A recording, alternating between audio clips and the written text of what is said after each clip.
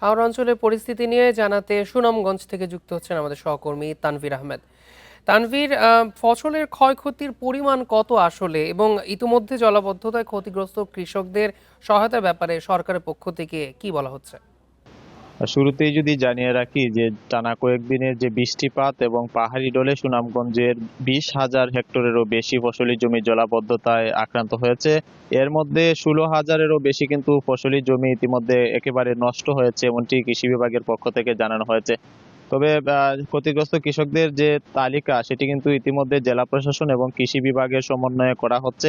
ইতিমধ্যে জেলায় প্রায় 98,000-এরও বেশি ক্ষতিগ্রস্ত পরিবারের তালিকা করা হয়েছে, এমনটি জেলা প্রশাসনের পক্ষ থেকে বলা হচ্ছে। যেহেতু আজকে শনিবার সরকারি ছুটির দিন, সেই দিনেও কিন্তু তারা তাদের যে তালিকা করার কার্যক্রম সেটি তারা করছেন। হয়তো আগামীকাল এর সংখ্যা আরো বাড়বে এমনটি জানানো হচ্ছে, যেহেতু আজকে সারাদিন তারা মাঠ পর্যায়ে কৃষকদের দ্বারে দ্বারে গিয়ে তারা এই তালিকা করছেন। সেই ক্ষেত্রে সংখ্যা আরো বাড়বে। এখন পর্যন্ত 98,000 আছে এমনটি আমাদেরকে জানিয়েছেন সুনামগঞ্জের অতিরিক্ত জেলা প্রশাসক মোহাম্মদ মতিউর রহমান খান।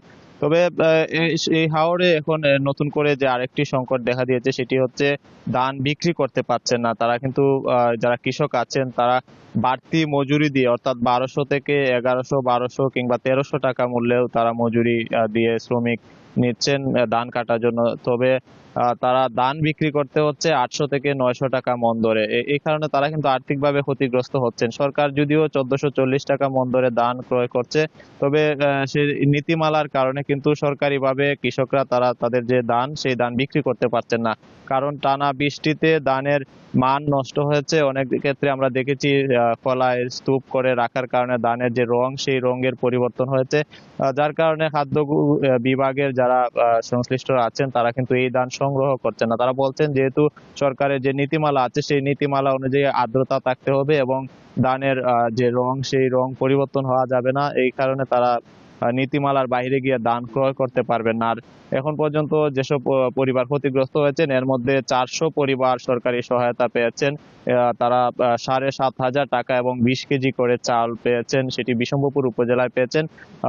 এছাড়াও প্রশাসনের পক্ষ থেকে বলা হচ্ছে যে যেহেতু তারা তালিকা করছেন, তালিকা কার্যক্রম শেষ হলে যত দ্রুত সম্ভব সেই সরকারি সহায়তা, অর্থাৎ প্রধানমন্ত্রী যে সহায়তার ঘোষণা দিয়েছেন সেই সহায়তা তারা ক্ষতিগ্রস্ত কৃষকদের মাঝে পৌঁছে দেবেন এমনটি আমাদেরকে জানানো হয়েছে।